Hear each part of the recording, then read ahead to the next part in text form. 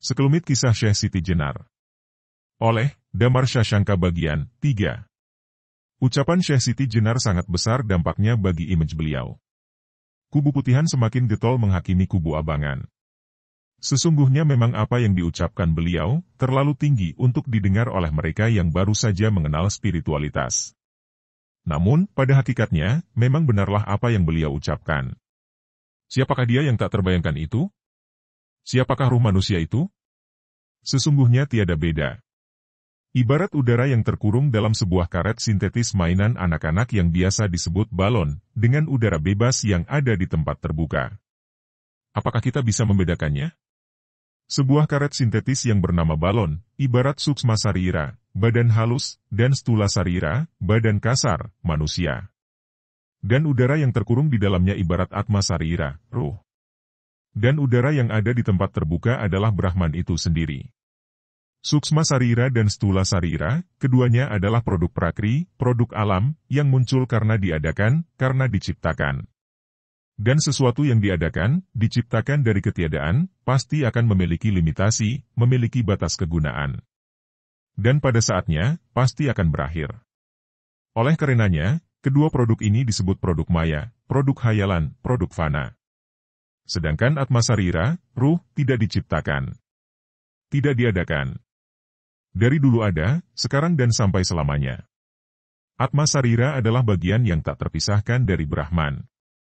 Apabila atma sarira masih terbelenggu oleh suksma sarira dan stula sarira, tampaklah ia sebagai manusia. Namun, apabila atma sarira, ruh, telah lepas dari belenggu suksma sarira dan stula sarira, maka apakah bisa dibedakan lagi mana Atman mana Brahman? Keduanya sudah menyatu lagi.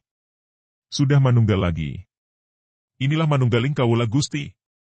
Setiap kali Syekh Siti Jenar berzikir dengan sendirinya beliau menangkap suara zikir YG berbunyi lain. Subhani, Alhamdulillah, La ilaha illa ana wa ana al-akbar, F. Abudi, Maha Suci aku, segala puji untukku, tiada Tuhan selain aku, Maha Besar aku, sembahlah aku. Walaupun telinga beliau mendengarkan orang di sekitarnya membaca zikir Subhanallah, Alhamdulillahi, La ilaha illa Allah, Allahu Akbar, F. Abuduhu, namun suara yang didengar sebaliknya, sebagai esensi bunyi hadis, Men, arafa nafsahu fakat, arafa rabbahu, siapa yang mengenal diri sejatinya, sungguh dia telah tahu siapa Tuhannya. Dan Syekh Siti Jenar semakin memahami makna hadis Nabi Muhammad yang berbunyi, Al-insan sirri wa anasiruhu, manusia adalah rahasiaku dan aku adalah rahasianya. Apabila sudah mencapai puncak spiritualitas seperti ini, sudah mencapai makam, tingkat, tajali, Allah terlihat nyata, seperti ini. Maka, bisakah kita membedakan mana Yesus mana Bapa? Bisakah kita membedakan mana Siddhartha Gautama mana Buddha? Bisakah kita membedakan mana Krishna mana Bhagavan? Bisakah kita membedakan mana Syekh Siti Jenar mana? Mengapa kita bertengkar? Mengapa kita saling merasa paling benar? Dan yang merasa paling benar adalah mereka yang baru mempelajari kulit Islam, kulit Hindu, kulit Buddha dan kulit Kristen. Mereka belum menemukan puncak kesadaran yang seharusnya mereka cari. Yang menjadi tujuan pengajaran Krishna, Buddha, Yesus dan Muhammad. Mereka mengajarkan semua manusia untuk itu, bukan mengajarkan kulit luar yang berbeda-beda. Kulit luar hanya sekedar metode. Kulit luar hanya sebuah alat, sebuah sarana, untuk mencapai tujuan ini. Sadarlah. Maka, bila Syekh Siti Jenar yang telah mampu melampaui belenggu suksma sarira, nafs, dan stula sarira, jasad, walaupun nampaknya atma, ruh, beliau masih terkurung oleh kedua produk fana, produk maya ini, namun sesungguhnya ruh beliau telah menyatu lagi dengan maharuh, yang dulu pernah meniupkan ruh itu ke dalam nafs dan jasad. Dalam nafs atau suksma sarira beliau, hanya tersisa nafs mutmainnah, badan halus yang tenang, atau guna sattva, watak suksma sarira yang stabil. Mengapa kita jadi terkecoh hanya karena beda istilah? Dari metode Islam, disebut nafs mutmainnah. Dari metode Hindu disebut guna sattva. Apanya yang beda? Kecuali kalimatnya semata. Kecuali kulit luar yang berupa kata-kata semata.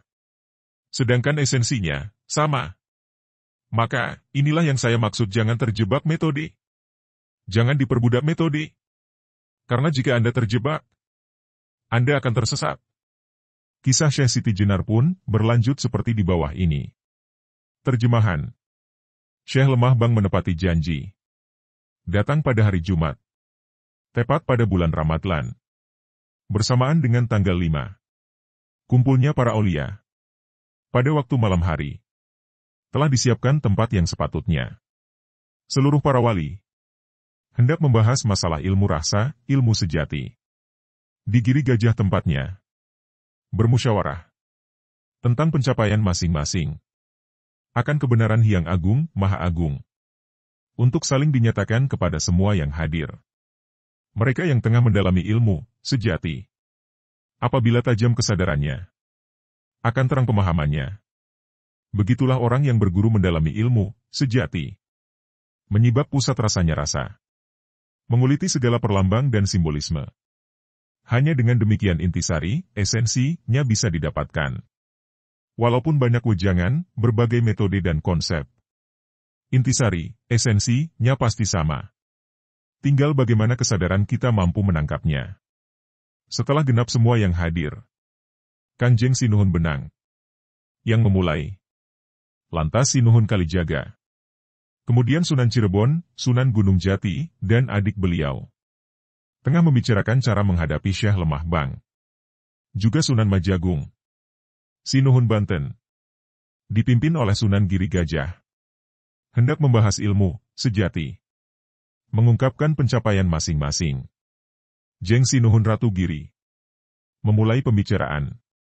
Hai saudaraku semuanya. Etika manusia yang telah mencapai ma'rifat, pencapaian spiritual tertinggi. Tidak pantas jika saling berebut benar. Maka dari itu mari satukan pendapat.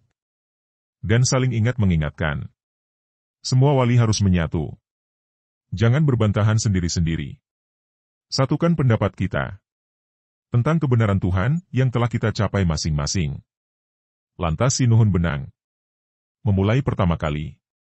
Menyampaikan pencapaian spiritual beliau. Menurut pendapatku, tingkatan iman, keyakinan, tauhid, keesaan, dan ma'rifat, melihat kebenaran sejati. Masih harus ditambah lagi satu tingkatan yaitu menyadari kesempurnaan sejati. Apabila masih dalam tingkat ma'rifat, belumlah sempurna. Karena masih sekedar melihat, belum menyadari. Sehingga masih mengira-ngira. Sinuhun Benang meyakini benar. Kesempurnaan ma'rifat. Kosong hilang penglihatan makhluk. Tiada lagi yang terlihat. Karena keadaan sang pelihat. Hanya melihat Pangeran Kang Agung, Tuhan yang agung. Tiada lagi terlihat lain, kecuali hanya yang menyembah dan yang disembah. Jelasnya maksudku, Sunan Benang, ini. Kesempurnaan sejati. Adalah terliputi selamanya, oleh zatnya. Tiada lagi gerak, makhluk. Tiada lagi kehendak, makhluk. Buta tuli bisu kosong, kemahlukan kita. Dan segala gerak dan kehendak hanya dari Allah.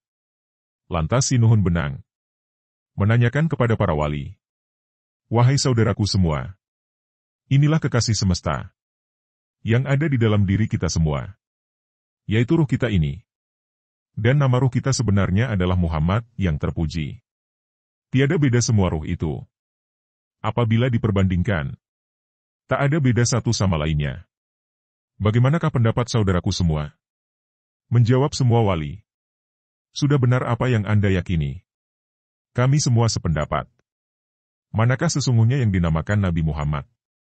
Sesungguhnya adalah nama dari ruh. Itulah kekasih Allah. Sebelum semuanya tercipta. Berada dalam jinatan tunggal, kesejatian tunggal jadi satu dengan Allah. Lantas ditiupkan dahulu. Sebagai perwujudan Allah. Sunan Benang sebenarnya ingin menunjukkan bahwa ruh manusia dan Allah adalah satu. Tapi beliau tidak terang-terangan mengatakannya. Sinuhun Majagung kemudian menyampaikan pencapaian spiritual beliau.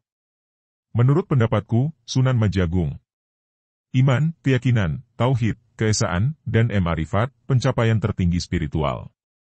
Tidak ada gunanya di akhirat, kata akhirat maksud Sunan Majagung adalah puncak spiritual, nanti. Hanya dibutuhkan pada saat ini saja, termasuk konsep belaka. Di akhirat tidak ada. Wujud nyata kaula, hamba, dan Gusti, Tuhan, hanya ada di dunia ini. Terlihat memuji dan menyembah. Padahal sesungguhnya, Di akhirat tidak terlihat dua, maksudnya kau